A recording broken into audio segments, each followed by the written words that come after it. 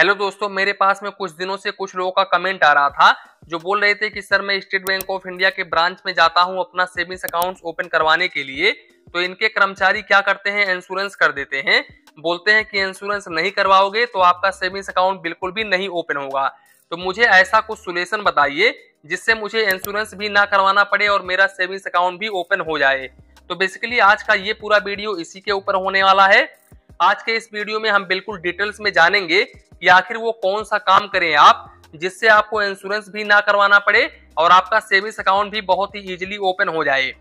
तो देखो भाई, यहाँ पर जैसा कि आपको पता है कि state bank of India India का नंबर 1 बैंक है और इंडिया का नंबर 1 बैंक होने के नाते भाई इनका जो ब्रांचेस है वो लगभग इंडिया के हर एक कोने कोने में फैला हुआ है। अगर आप गांव क्षेत्र में भी देखोगे तो भी आपको स्टेट बैंक ऑफ इंडिया का ब्रांच देखने को मिल जाएगा।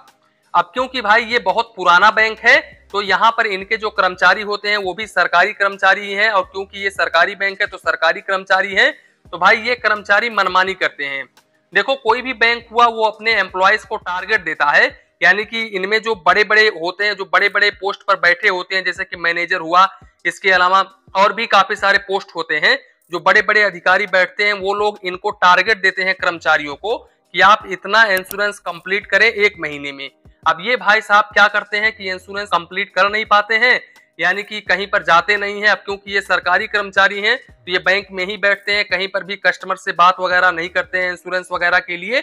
जब कोई नया कस्टमर आता है सेविंग्स अकाउंट ओपन करने के लिए तो बस उसी को इंश्योरेंस चिपका देते हैं अपना टारगेट पूरा करने के चक्कर में। तो दोस्तों, इससे बचा कैसे जाए? तो देखो, अगर आप जाते हो स्टेट बैंक ऑफ इंडिया के ब्रांच में सेविंग्स अकाउंट ओपन करने के लिए और इनके कर्मचारी बोलते हैं कि आपको इंश्योरेंस कराना ही कराना पड़ेगा तभी आपका सेविंग्स अकाउंट ओपन होगा, तो उनसे सीधे आप बोलो कि मुझे इंश्योरेंस नहीं करवाना है और मेरा सेविंग्स अकाउंट ओपन करके दो।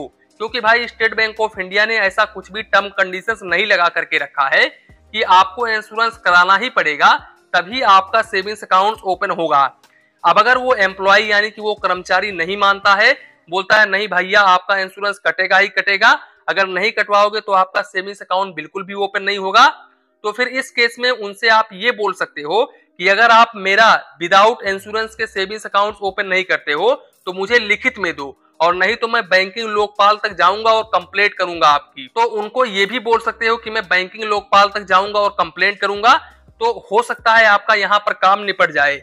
लेकिन भाई आज के डेट में ऐसे काफी सारे कर्मचारी ऐसे भी हैं कि अगर आप उनको इस तरीके से बोलते हो ना तो वो और झल्ला जाते हैं, बोलते हैं भैया जाओ, कोई काम ही नहीं होगा, सेविंग्स अकाउंट ओपन ही नहीं होगा।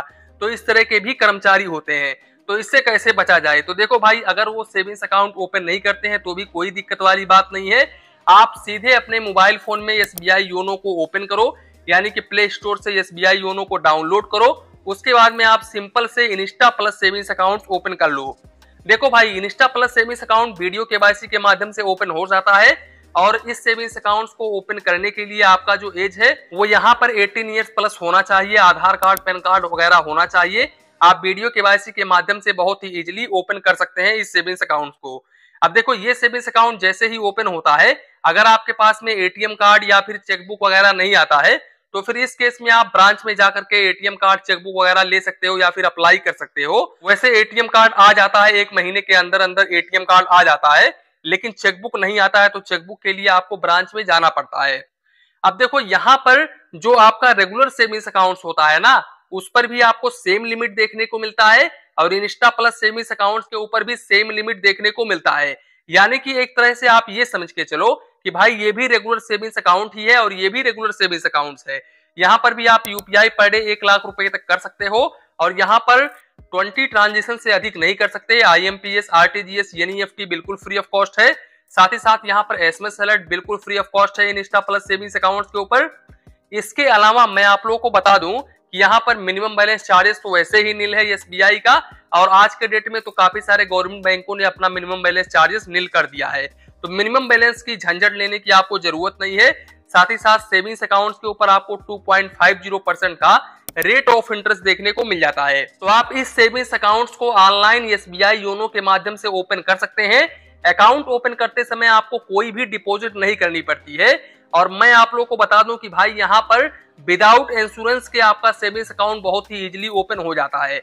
अच्छा, एक बात मैं और आपको कहना चाहता हूं कि अगर आप ब्रांच के जरिए ही अपना सेविंग्स अकाउंट ओपन कराना चाहते हो तो फिर इस केस में आप उस टाइम अपना इंश्योरेंस करा लो, जो भी इंश्योरेंस का पैसा डेबिट होता है वो इंश्योरेंस करा लो। उसके बाद में जैसे ही सेविंग्स अकाउंट ओपन हो जाए, आपको एटीएम कार्ड वगैरह मिल जाए, वैसे ही आप एसबीआई योनो में लॉग इन करके इंश्योरेंस सेक्शन पर जा करके इंश्योरेंस को कैंसिल कर दो, यानी कि पॉलिसी को कैंसिल कर दो। अगर आप इमीडिएटली कैंसिल करते हो तो आपका पैसा जो है वो रिफंड भी हो जाता है, तो इस बात का आप जरूर ध्यान रखें। और अगर आप 1 महीने 2 महीने बाद में यहाँ पर कैंसिल करते हो पॉलिसी को, तो फिर इस केस में आपका पैसा रिफंड बिल्कुल भी नहीं होता है। तो इससे ये भी हो जाता है कि भाई आपका जो नेक्स्ट ईयर जो आपका पॉलिसी पर मेंबरशिप कटने वाला है, जो फीस कटने वाला है, वो फीस नहीं कटेगा अगर आप कैंसिल कर दोगे तो इस हिसाब से आप इंश्योरेंस से बच सकते हो। वैसे भाई एसबीआई का इंश्योरेंस इतना बेकार भी नहीं होता है, काफी अच्छा इंश्योरेंस होता है, लेकिन जिन भाई लोगों को पता नहीं है उनके लिए तो भाई बेकार ही बेकार है। वैसे अगर आप बोलोगे तो मैं एसबीआई जनरल इंश्योरेंस के ऊपर एक डिटेल्स में वीडियो लेकर के आ जाऊंगा, जिसमें मैं आपको क्लियरली समझा दूंगा कि एसबीआई जनरल इंश्योरेंस क्या होता है और यहाँ पर आपको कौन कौन से बेनिफिट्स देखने को मिलते हैं। तो दोस्तों कुल मिलाकर के यही था वीडियो, यहीं पर वीडियो को समाप्त करते हैं। वीडियो पसंद आया हो तो प्लीज वीडियो को एक लाइक करिए और अपने चैनल फाइनेंस बैंकिंग को सब्सक्राइब करिए। मन में कुछ डाउट हो, कंफ्यूजन हो तो प्लीज कमेंट करिए। धन्यवाद, मिलते हैं नेक्स्ट वीडियो में।